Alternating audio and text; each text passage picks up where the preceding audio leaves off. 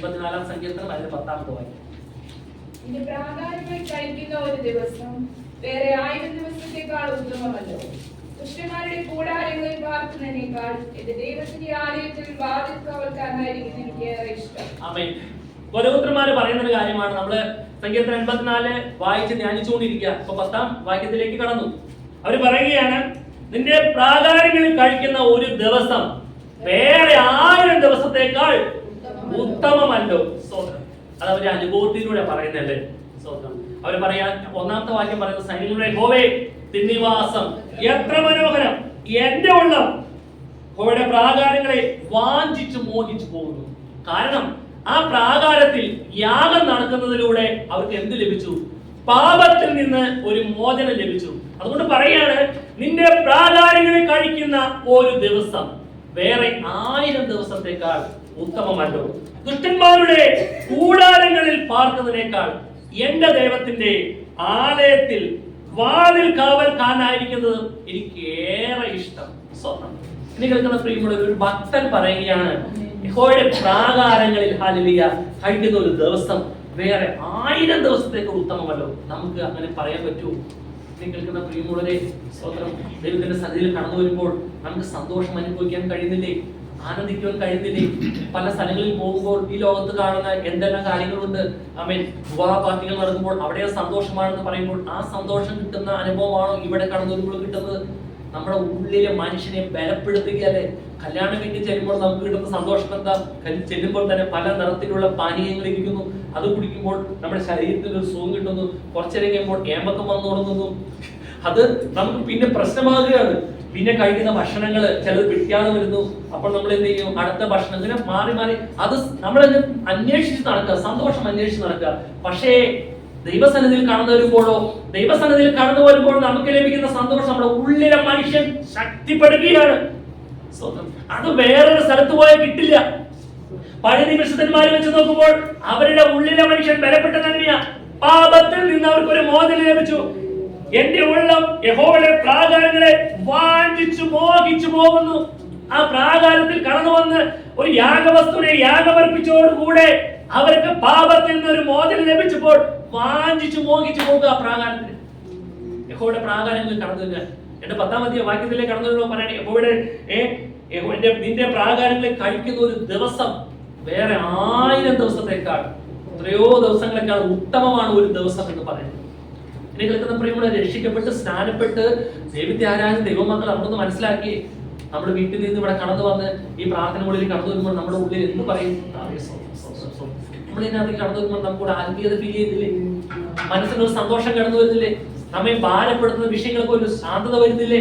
ഒരു പാട്ട് പാടുമ്പോൾ ഹല്ലേലൂയ ആമേൻ ധ്യാനത്തോടെ പാടാൻ നമുക്ക് സാധിക്കുന്നില്ലേ?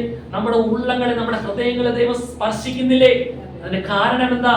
2-3 പേർ കർത്താവിന്റെ നാമത്തിൽ കൂടി വരുന്നതിന്റെ നടുവിൽ ആര് കടന്നു വന്നിട്ടുണ്ട്? യേശു ക്രിസ്തു കടന്നു വന്നിട്ടുണ്ട്. യേശു ക്രിസ്തു നമ്മുടെ നടുവിൽ കടന്നു വരുമ്പോൾ നമ്മുടെ പാപങ്ങളും പ്രശ്നങ്ങളും എല്ലാത്തിനും പരിഹാരമുണ്ട്. സ്തോത്രം. ഒന്ന് നേരത്തെ പ്രാപിച്ചാൽ കടന്നു വരുമ്പോൾ നമ്മൾ എങ്ങനെയാ ആരാധിക്കും? പാട്ടുപാടി പ്രാർത്ഥിക്കുന്നതിന് മുന്നേ നമ്മെ തമ്മിൽ സമർപ്പിച്ച് പ്രാർത്ഥിക്കുമല്ലേ? നമ്മെ തന്നെ സമർപ്പിച്ച് പ്രാർത്ഥിക്കും. ആ പ്രാർത്ഥനയിൽ ശുദ്ധീകരണം ആഗ്രഹിക്കുക. ആ ശുദ്ധീകരണത്തോടു കൂടി ആയിരിക്കുമ്പോൾ നമ്മുടെ അകത്തെ മനുഷ്യൻ ബലപ്പെട്ടുകൊണ്ടിരിക്കുക. ഈ പുറമേ കാണുന്ന ശരീരമല്ല ഞാൻ ഈ പറയുന്നത്, അകത്തെ മനുഷ്യൻ ബലപ്പെട്ടുകൊണ്ടിരിക്കും. അങ്ങനെ കടന്നു വരുമ്പോൾ നമ്മുടെ സ്തോത്രം പറയും. ആമേൻ. സന്തോഷമുള്ളവർ എന്ത് ചെയ്യും? പാട്ടുപാടും. സന്തോഷമുള്ളവർ മിണ്ടാതിരിക്കോ? സന്തോഷമുള്ളവർ പാട്ടുപാടും, അവർ താളം പിടിക്കും. സന്തോഷമുള്ളവർ താളം പിടിക്കും, താരാട്ടും, സ്തോത്രം ചെയ്യും, സ്തുതിക്കും. കാരണം ഈ കിട്ടുന്ന സന്തോഷം എനിക്ക് വേറൊരു സ്ഥലത്ത് പോയാൽ കിട്ടില്ല. ദുഷ്ടന്മാരുടെ കൂടാരങ്ങളിൽ പാർക്കുന്നതിനേക്കാൾ എന്റെ ദൈവത്തിന്റെ വാതിൽ കാവൽക്കാരനായിരിക്കും എനിക്ക് ഏറെ ഇഷ്ടം. അങ്ങനെയാണോ? ഈ ദൈവത്തിന്റെ വാതിൽ കാവൽക്കാരനായിരിക്കും നമുക്ക് സാധിക്കോ? നിങ്ങൾ ദൈവത്തിന്റെ മന്ദിരമെന്നും ദൈവത്തിന്റെ ആത്മാവ് നിങ്ങളിൽ വസിക്കും നിങ്ങൾ അറിയുന്നില്ലയോ? ഈ ആലയത്തിന്റെ കാവൽക്കാരനായിരിക്കാൻ ഈ ശരീരം കൂടെ നമുക്ക് സാധിക്കോ? നമുക്ക് സാധിക്കണം. കാവൽക്കാരനായിരിക്കണം. ഈ ആലയത്തെ നശിപ്പിക്കുന്ന, ദൈവത്തിന് വസിക്കാൻ കൊള്ളാത്ത ഇടമായി ദൈവം മാറ്റിയിട്ട് ഇതിനെ നശിപ്പിക്കാൻ ദുഷ്ടന്റെ ചിന്തകൾ കടന്നു വരുമ്പോൾ അതിനെ കാവൽക്കാരനായിരുന്നു അതിനെ തടഞ്ഞു നിർത്തുവാൻ നമുക്ക് സാധിക്കണം. അത് നമ്മെ ബലപ്പെടുത്തുന്ന ആരാ? നമ്മുടെ കഴിവോ നമ്മുടെ ശ്രേഷ്ഠത വലുതാണോ? നമ്മുടെ കഴിവോ ശ്രേഷ്ഠത എന്തെങ്കിലും ആണോ? പിശാച് കൊണ്ടുവരുന്ന ചിന്തകളെ അതിനെ എതിർത്ത് നിൽക്കുവാൻ കഴിയുന്ന ദൈവത്തിന്റെ പരിശുദ്ധാത്മാവ് നമ്മോടുകൂടെ വ്യക്തമായി ഇടപെടുന്നതുകൊണ്ട് മാത്രമാണ് പ്രിയമുള്ളവരെ ഈ ഇന്നും നമ്മൾ ഈ ഭാഗ്യ പദവിയിൽ നിൽക്കുന്നത് സ്തോത്രം. ഈ സന്തോഷം അനുഭവിക്കാൻ സാധിക്കുന്നത് രക്ഷിക്കപ്പെട്ട് സ്നാനപ്പെട്ട് ദൈവത്തെ അറിഞ്ഞിട്ട് വർഷങ്ങളുടെ കണക്ക് പറഞ്ഞ് എത്ര പേര് പ്രാർത്ഥന മുടക്കി ഭവനങ്ങളിലും പല സ്ഥലങ്ങളിലും പോയിരിക്കുന്നു. അതിനൊക്കെ കാരണം എന്താ? അവർക്ക് ഈ സന്തോഷം വേണ്ടതുപോലെ മനസ്സിലാക്കാനിട്ടല്ലേ. എബ്രായ ലേഖനത്തിൽ പറയുന്ന പോലെ ദൈവത്തിലേക്ക് കടന്നു വരുന്നത് എന്തുണ്ടെന്ന് വിശ്വസിക്കണം, ദൈവമുണ്ടെന്ന് വിശ്വസിക്കണം.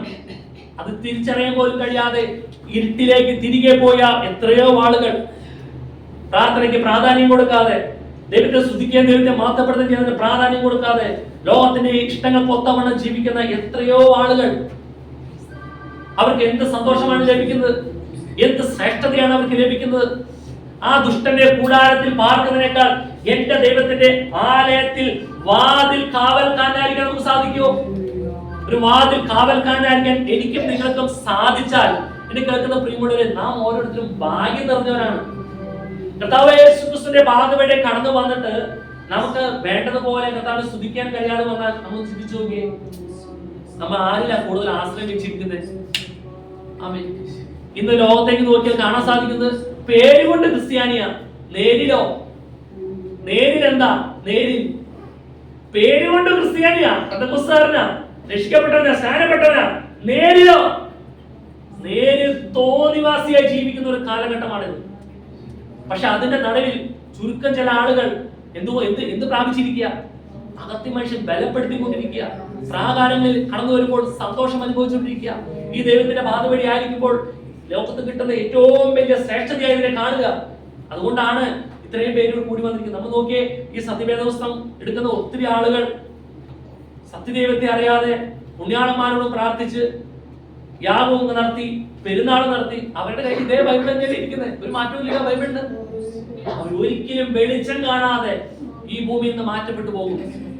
മാനത്തോടിരിക്കുന്ന മനുഷ്യൻ വിവേകീനായാൽ നശിച്ചു പോകുന്ന മൃഗത്തിന് തുല്യനത്രേ. ആമേൻ.